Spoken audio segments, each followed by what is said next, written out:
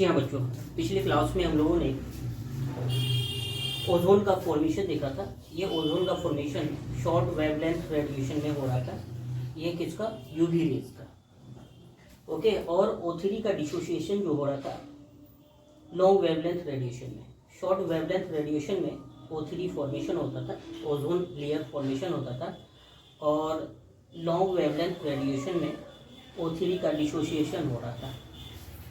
ये भी देखा था सिंथेसिस यानी कि जेनरेशन और डिसोसिएशन, और अगर इक्विलिब्रियम में हो तो ये क्या होगा, ओजोन होल के चांसेस नहीं होंगे। ये जो ओजोन का लेयर है जितना थिक है उतना ही रहेगा, और अगर जेनरेशन कम हो जाए, डिसोसिएशन ज़्यादा हो जाए, तो ओजोन का जो लेयर है वो डिक्रीज करता जाएगा, दिन ब दिन वो डिक्रीज करता जाएगा। फिर यूवी रेज जो आएंगे सन से, वो हमारी स्किन के सेल्स को, स्किन के बगल वाले सेल्स को, बीनीथ द स्किन जो सेल्स है उसको डैमेज करेगा, हमारी स्किन कैंसर के चांसेस बढ़ेंगे। तो नेक्स्ट हम लोग यहाँ पे देखेंगे कौन कौन सा सब्सटेंस है जो ओजोन लेयर को पतला कर रहा है, डिप्लीट कर रहा है। कौन कौन सा लेयर है जो ज़्यादा डिसोशिएट कर रहा है, जेनरेशन कम और डिसोशिएशन ज़्यादा। तो कुछ सब्सटेंस होंगे, उस सब्सटेंस को हम लोग देखते हैं क्या क्या सब्सटेंस है। ओके, तो हम लोग कौन कौन सा सब्सटेंस है ओजोन डिप्लीटिंग सब्सटेंस, ODS हम लोग बोलते हैं, ओजोन डिप्लीटिंग सब्सटेंस। कौन कौन सा सब्सटेंस है जो ओजोन को डिप्लीट कर रहा है ना, उसके लेयर को, थिकनेस को कम कर रहा है, ओजोन डिप्लीटिंग सब्सटेंस बोलते हैं। सबसे पहला सब्सटेंस जो यहाँ पे हम लोग मेन सब्सटेंस देखते हैं, क्लोरोफ्लोरोकार्बन होता है। पहला सब्सटेंस ज़्यादा जो मेन सब्सटेंस होता है क्लोरोफ्लोरोकार्बन। इसका केमिकल फॉर्मूला देखेंगे CF2Cl2। क्या होता है? CF2Cl2। ये केमिकल सब्सटेंस होता है, मेन केमिकल सब्सटेंस। कौन सा? मेन केमिकल सब्सटेंस ये क्लोरोफ्लोरोकार्बन, जो कि हमारे रेफ्रिजरेटर में, AC वगैरह से प्रोड्यूस होती है। सेविंग क्रीम्स जो हम लोग यूज़ करते हैं उससे यूज होता है, उससे बनता है ओजोन डिप्लीटिंग सब्सटेंस। ये सारा सब्सटेंस है ओजोन डिप्लीटिंग सब्सटेंस। पहला सब्सटेंस कौन सा है? कार्बन। उसके बाद हेलोन्स, ये दूसरा सब्सटेंस है। नाइट्रोजन ऑक्साइड NO है ना, NO2 हो सकता है, NO3 हो सकता है। मीथेन CH4, ये भी ओजोन डिप्लीटिंग सब्सटेंस है। उसके बाद जो फोर्थ में है कार्बन टेट्राक्लोराइड CCl4। ये सब सब्सटेंस है ओजोन लेयर को क्या करता है? पतला करता है। कैसे पतला करता है? हम लोगों ने देखा ही, यूवी रेज की जो लॉन्ग वेवलेंथ रेडिएशन होता है वो ओजोन लेयर को, O3 को O2 और नेसेंट ऑक्सीजन में तोड़ता है। पहले क्लास में हम लोग देखें तो ये सारी चीज़ें होती थी। ओजोन कंसंट्रेशन को यहाँ पे जो नापा जाता है, ओजोन कंसंट्रेशन ना, स्टार लेके लिखता हूँ। ओजोन कंसंट्रेशन को नापने वाली जो यूनिट है उसको बोलते हैं DU। डेसिबल का यूज किया था वहां पे साउंड पोल्यूशन में, यहाँ पे DU डॉप्सन यूनिट बोलते हैं। क्या बोलते हैं? Dobson unit.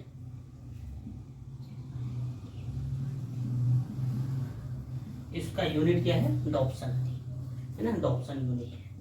ओजोन कंसंट्रेशन को नापने वाली यूनिट को हम लोग बोलते हैं डॉप्सन यूनिट। ओके, अब यहाँ पे देखेंगे ये जो ओजोन डिप्लीटिंग सब्सटेंस है, ओजोन लेयर को डिप्लीट कर रहा है, जो थिकनेस है उसके थिकनेस को कम कर रहा है। दैट मीन्स डिसोसिएशन अगर फॉर्मेशन से ज़्यादा हो, dissociation more than formation, then ozone layer क्या होगा? इस तरह से डिप्लीट करेगा। ओके, ओजोन लेयर पतला होता जाएगा। ये डिसोसिएशन मोर देन फॉर्मेशन अगर होगा तो इस तरह से क्या होगा, ओजोन जो लेयर है वो पतला होता जाएगा। कंसंट्रेशन ऑफ ओजोन, इस वजह से क्या होगा, कंसंट्रेशन ऑफ ओजोन O3 क्या होगा, डिक्रीज। इस तरह से हम लिख देते हैं डिक्रीज, इस वजह से। और ये जो चीज़ें होती है स्प्रिंग टाइम में, ड्यूरिंग स्प्रिंग सीजन या फिर स्प्रिंग टाइम, ये क्या होता है, ज़्यादा होता है ड्यूरिंग स्प्रिंग टाइम।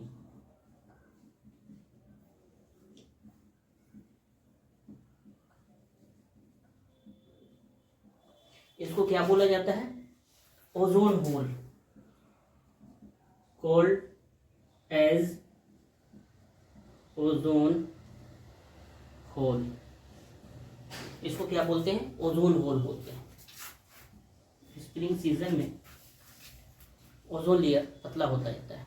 सबसे पहले जो डिटेक्शन हुआ ओजोन होल का, मैं इधर लिखता हूँ ओजोन होल। ओजोन होल सबसे पहले कहाँ पे देखा गया, 1985 में 1985 में एक साइंटिस्ट था फोरमैन। कौन था, फोरमैन। ये फोरमैन ने अंटार्कटिका में देखा।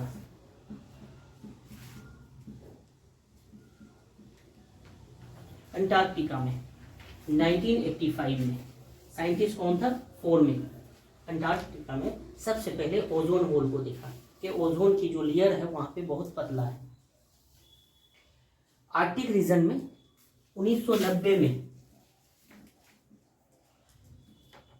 1990 में आर्कटिक रीजन में, आर्कटिक नॉर्थ पोल वाला साइड हो गया, अंटार्कटिक कौन सा हो गया, साउथ पोल वाला पोल हो गया। तो साउथ पोल में अंटार्कटिका में फोरमैन ने 1985 में फर्स्ट यहाँ पे अपीयर हुआ तो इनको महसूस किया। 1990 में आर्कटिक में,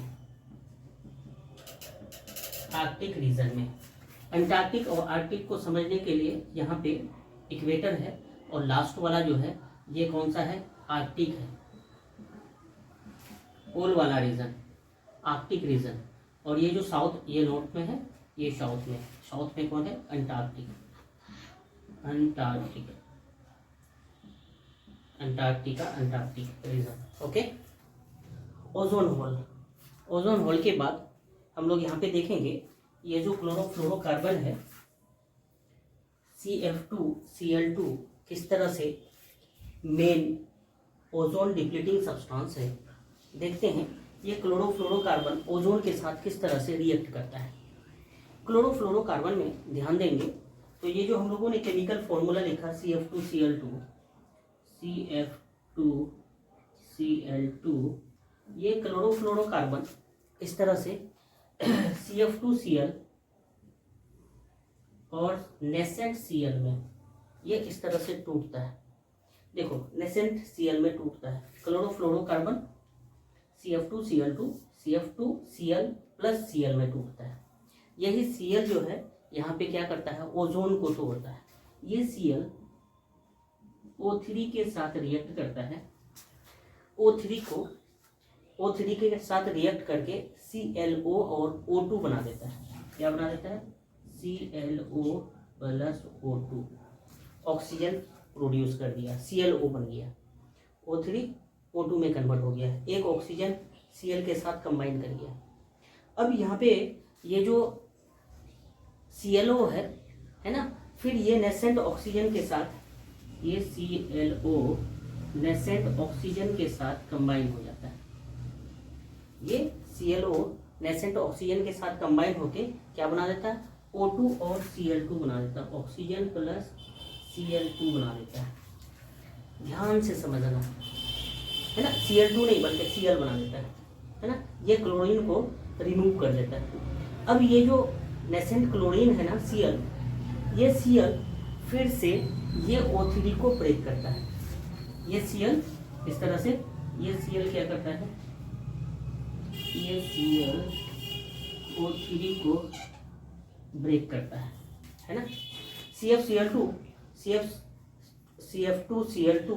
CF2Cl प्लस Cl में कन्वर्ट हुआ, ये ClO3 को तोड़ा ClO प्लस O2 में, है ना, और ये ClO फिर से नेसेंट ऑक्सीजन के साथ कंबाइन होके O2 और Cl को कंबाइन अलग कर दिया।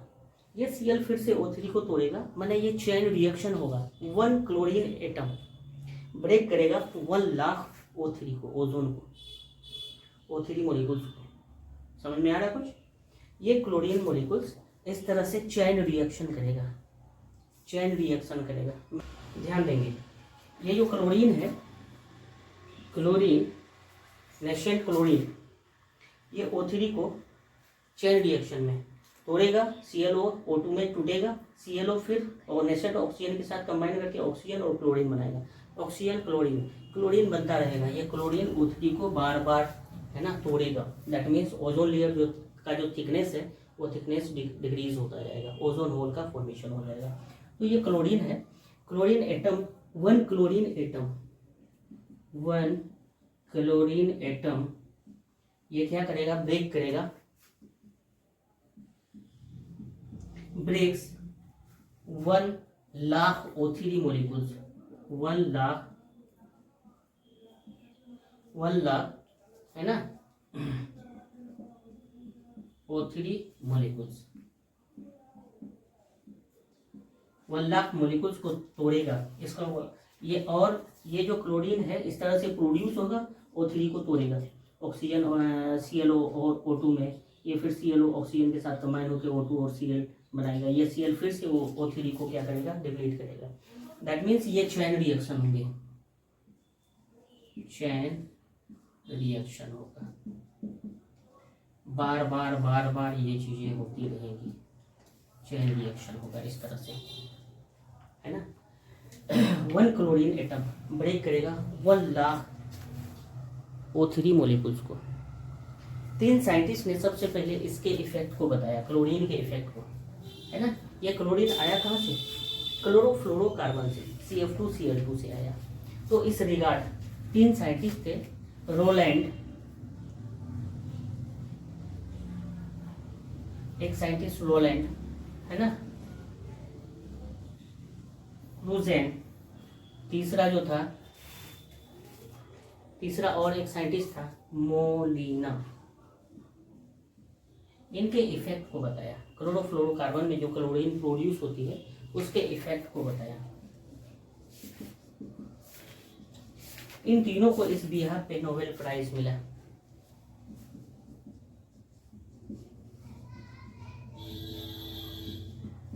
ओके, ओजोन डिप्लीशन के रिगार्ड। अब आगे हम लोग देखते हैं, जैसे यहाँ पे एक क्लोरीन मॉलिक्यूल्स O3 को ब्रेक कर रहा है, बार बार कर रहा है, ये चीजें बार बार हो रही है। 1% O3 ओजोन लेयर डिप्लीट होगा, तो यहाँ पे क्या होगा? यूवी रेज का जो अर्थ सरफेस में इंटेक होगा 2 टाइम्स मोर होगा। यूवी रेज का इंटरेक्शन अर्थ सरफेस में कितना होगा? 2 टाइम्स मोर हो जाएगा, है ना। मोटाजेनिक इफेक्ट यूवी रेज के थ्रू ज़्यादा हो जाएगा। यहाँ पे ध्यान देंगे, 1%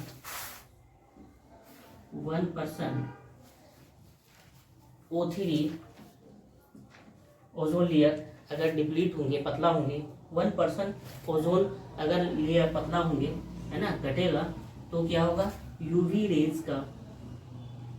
रेज का जो अर्थ सरफेस में, है ना, ये अर्थ सरफेस में जो इंटरेक्शन होगी 2 टाइम्स मोर हो जाएगा। क्या होगा? 2 टाइम्स मोर हो जाएगा 1% ओजोन लेयर डिप्लीट करने से, है ना, पतला होने से। यूवी रेज का इंटरेक्शन अर्थ सरफेस में 2 टाइम्स मोर हो जाएगा, 2 टाइम्स मोर हो जाएगा। दैट मीन्स ये जो यूवी रेज होगा मोटेशन काउज करना स्टार्ट करेगा, स्किन कैंसर वगैरह होना स्टार्ट होंगे, तो मोटाजेनिक इफेक्ट दिखाएगा ये, म्यूटाजेनिक इफेक्ट। अर्थ सरफेस में जितने भी ऑर्गेनिज्म होंगे उसके स्किन में आके, स्किन के बीच जो सेल्स होंगे वहाँ पे आके ये यूवी रेज क्या करेगा? म्यूटाजेनिक इफेक्ट करेगा, सेल के डिवीजन को, सेल के बिहेवियर को चेंज कर देगा। अनकंट्रोल डिवीजन वगैरह होंगे, स्किन कैंसर के चांसेस होंगे। इस मुटाजनिक इफेक्ट से क्या होंगे, स्किन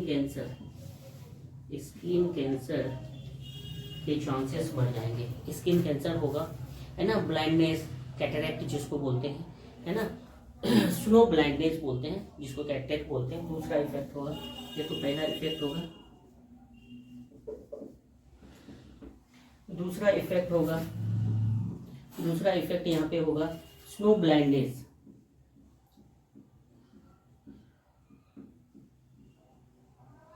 स्लो ब्लाइंडनेस कैटरेक्ट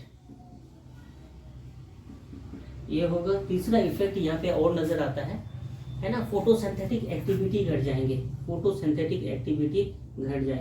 और फोर्थ में जो इफेक्ट होगा ये क्या होगा, सप्रेस द इम्यून सिस्टम। कोई भी ऑर्गेनिज्म है इस यूवी रेज के वजह से जो मुटाजेनिक इफेक्ट है ना, 1% घटेगा ओजोन लेयर तो 2 times more earth surface organism को क्या करेगा, मुटाजेनिक इफेक्ट दिखाएगा।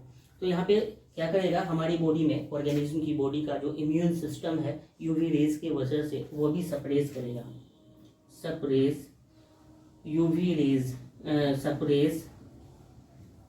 क्या होगा, immune system, suppress the immune system. इससे इम्यून सिस्टम भी डिक्रीज कर जाएगा, हमारी जो इम्यूनिटी होगी वो भी कम हो जाएगी। एक बार ध्यान से देखेंगे, ओजोन डिप्लीटिंग सब्सटेंस में हम लोगों ने बात किया था क्लोरोफ्लोरोकार्बन का मेन सब्सटेंस। तो मेन सब्सटेंस ये क्या करता है, ये एटमॉस्फेयर में इस तरह से क्लोरोफ्लोरोकार्बन CF2Cl में कन्वर्ट होता है और एक मोलिक्यूल Cl का ये नेशेंट क्लोरीन में कन्वर्ट हो जाता है। ये क्लोरीन है ना, ओजोन लेयर को क्या करता है, इस तरह से ऑक्सीजन में कन्वर्ट कर देता है और ClO का फॉर्मेशन होता है। ये ClO नेशेंट ऑक्सीजन के साथ कंबाइन होकर O2 और Cl का फॉर्मेशन करता है। ये Cl फिर से O3 को ओजोन लेयर को क्या करता है, डिप्लीट करता है। इस तरह से ओजोन का जो लेयर है वो पतला हो जाता है, जिसको हम लोग क्या बोलते हैं, ओजोन होल बोलते हैं। क्या बोलते हैं, ओजोन होल बोलते हैं, है ना। जिसके वजह से क्या क्या इफेक्ट होंगे, 1% ओजोन लेयर अगर डिक्रीज करेगा तो यूवी रेज जो अर्थ सरफेस में होंगे वो 2 टाइम्स मोर उसका क्या होगा, इंटरेक्शन होगा, है ना। ज़्यादा क्वांटिटी में यूवी रेज अर्थ सरफेस तक पहुंचेगा। ओजोन लेयर क्या करता है, यूवी रेज को अर्थ सरफेस तक आने से रोकता है। तो ज़्यादा आएगा, मुटाजेनिक इफेक्ट ज़्यादा होंगे, स्किन कैंसर के चांसेस होंगे। दूसरा ब्लाइंडनेस होगा जिसको कैटरेक्ट बोलते हैं, मोतियाबिंद वगैरह। फोटोसिंथेटिक एक्टिविटी अर्थ का घट जाएगा। ग्रीन प्लांट फोटोसिंथेसिस कम करेंगे, यील्डिंग कैपेसिटी घट जाएगी, पैदावार घट जाएगा, है ना। Suppress the immune system, organism की इम्यूनिटी को क्या करेगा, कम कर देगा। तो इस तरह से ये सारे इंपॉर्टेंट इफेक्ट हैं जो कि ओजोन डिप्लीटिंग सब्सटेंस की वजह से ये सारी चीज़ें होती हैं। ओके, आगे हम लोग नेक्स्ट क्लास में देखेंगे। Thank you.